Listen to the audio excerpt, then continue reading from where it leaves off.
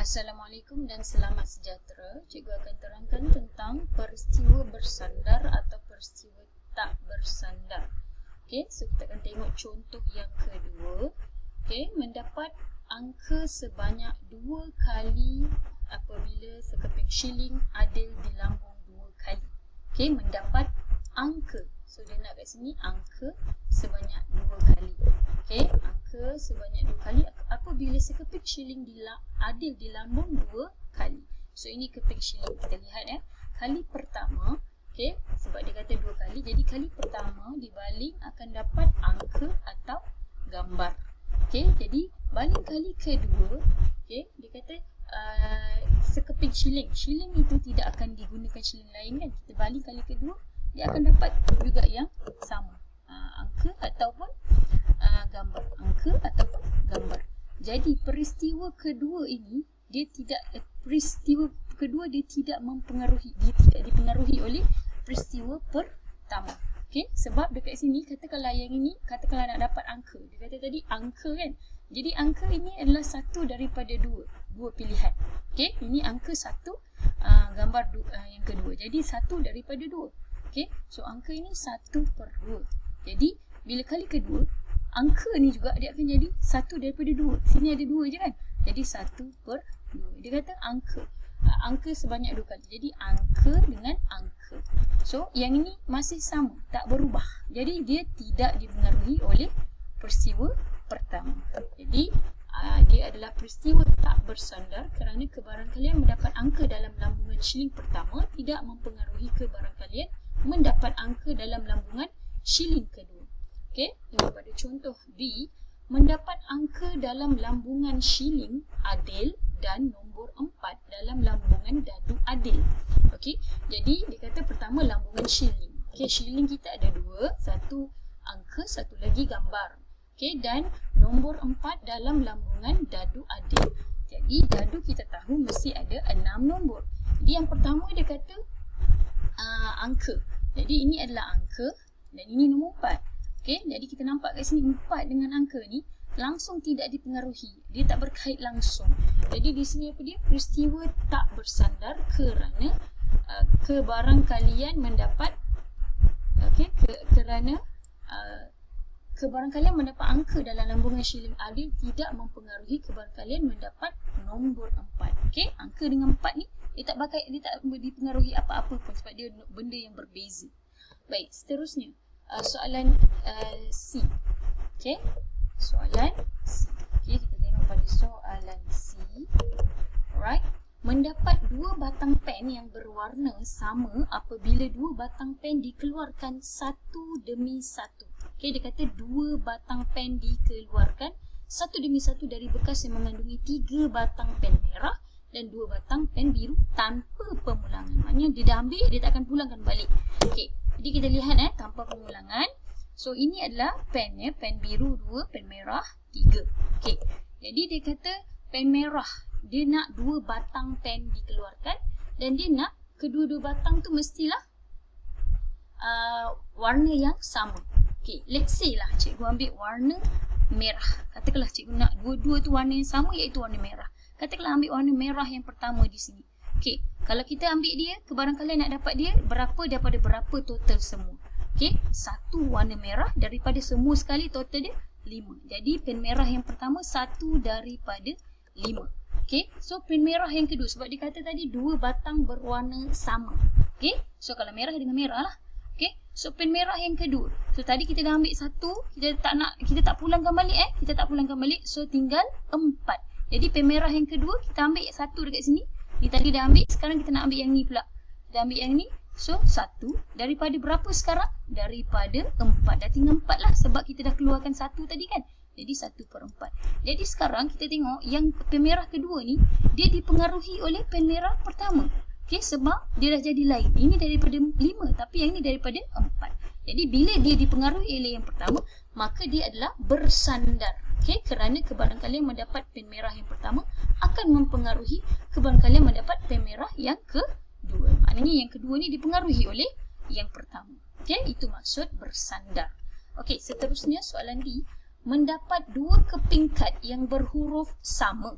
okey, berhuruf sama apabila dua keping kad dipilih secara rawak daripada kad berlabel huruf BAIK 1 demi 1 dengan pemulangan. Okey, maksud dia dekat sini, kad pertama kita ambil daripada huruf BAIK. Okey, lepas tu dia kata tadi dua keping kad berhuruf sama. Okey, nanti kita akan pilih berhuruf sama. Kad yang kedua, dia pulangkan balik kad yang sama. Tak ada dia tak ada ambil, lepas tu dia tak pulangkan balik. Tak ada. Maknanya dia maintain kad yang sama. Okey, jadi kad pertama, katakanlah dia nak huruf B kad pertama, yang kedua pun mesti B. Sebab dia kata tadi berhuruf sama. Jadi B adalah satu daripada berapa huruf? 4. Jadi 1/4. Okey, kedua, kad yang kedua ambil B balik. Sebab dia dah pulangkan kan? Masih ada lagi B. Tadi ni dia tak pulangkan kan? Dia pulangkan. Yang tadi dia tak pulangkan. Jadi tak ada dah pen yang ni. Yang ni pula dipulangkan balik, maknanya masih ada lagi huruf B.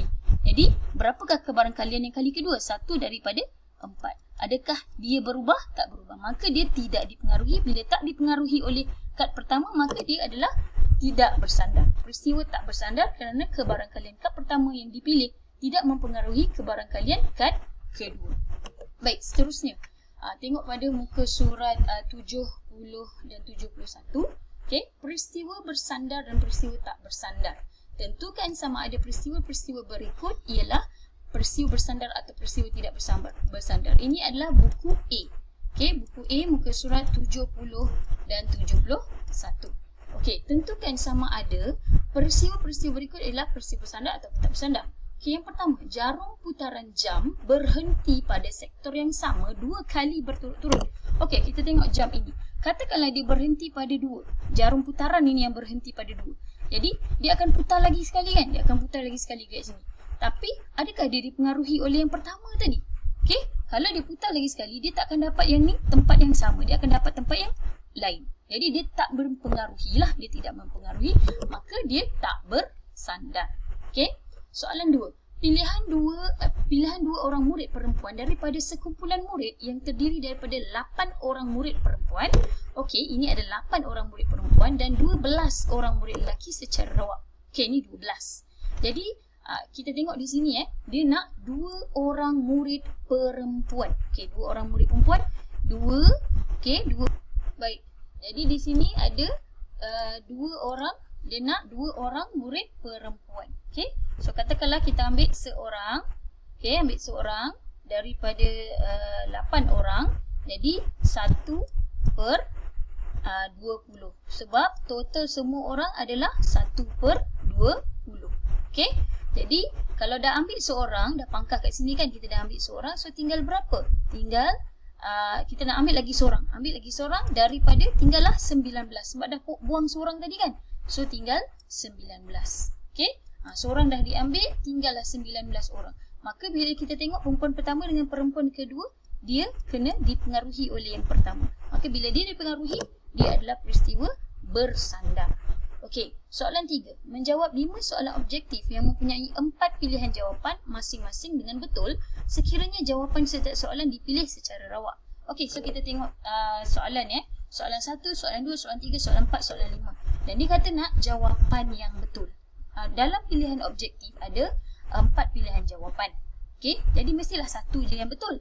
Jadi soalan 1, 1/4, soalan 2, 1/4, soalan 3, 1/4, soalan 4, 1/4, soalan 5 pun 1/4. Jadi 1 daripada 4 lah, 1 daripada 4 yang betul. Jadi ini semua, adakah dia dipengaruhi? Tidak dipengaruhi. Maka dia adalah tak bersandar. Sebab setiap soalan jawapan dia lain, soalan dia lain-lain. Dan jawapan dia mesti ada satu sahaja. Okay? Jadi peristiwa ini tidak bersandar. Okey, soalan nombor 4. Kotak M mengandungi 3 keping sampul surat berwarna putih. Okey, 3 keping sampul surat berwarna putih, 2 keping sampul surat berwarna biru.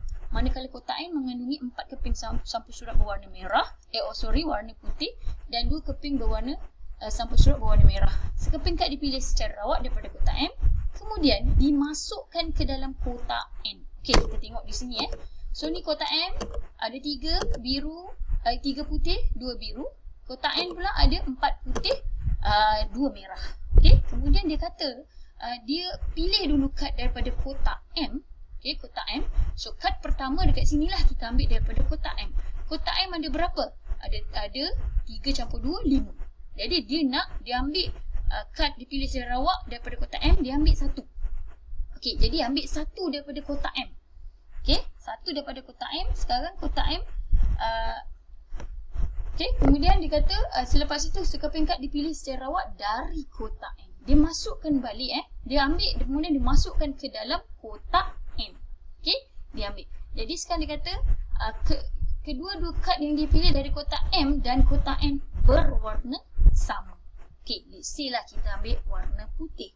Okey, dari kotak M, kotak M, kalau kita gabungkan kedua-dua kita ambil warna kotak daripada kotak M ni, dia nak 1 kan? 1 daripada kotak M. So, kita ambil lah 1 kotak daripada sini, 1 daripada 5. Okey, kemudian daripada kotak M ni dipindahkan warna putih, tadi kita dah ambil 1 kan. Sekarang dah tinggal 4 lah, pindahkan ke kotak N. Kotak N sekarang dah jadi 5. Okey, so masukkan ke sini. Bila masuk ke sini, sekarang dia nak warna yang sama. Tadi kita dah ambil putih dekat kotak M, sekarang kita ambil putih dekat kotak N yang telah dimasukkan putih tadi. Okey, jadi sekarang dia dah jadi berapa? 1 daripada, sepatutnya 6 tadi kan, sekarang dia dah jadi 7. Okey, jadi yang peristiwa kedua ni dia dipengaruhi oleh kotak peristiwa yang pertama. Okey, dia dipengaruhi daripada peristiwa pertama. Maka dia adalah pertama, yang kedua ni dia dipengaruhi oleh yang pertama. Jadi dia peristiwa bersandar. Okey, nombor 5, Masri dan Velo menduduki ujian matematik di sekolah. Masri dan Velo lulus dalam ujian matematik. Okay, yang ni tidak bersandar lah, sebab Masri dengan Velo dia boleh dua-dua lulus. Lulus boleh, gagal boleh, lulus boleh, gagal boleh. Itu kebarangkalian, 2 je kebarangkalian, lulus atau gagal. Jadi dia nak lulus. Jadi kalau Masri lulus 1/2, Velo lulus juga 1/2, maka dia tidak dipengaruhi. Jadi jawapan dia adalah tidak bersandar. Okey, jadi itu sahaja untuk kali ini. Terima kasih.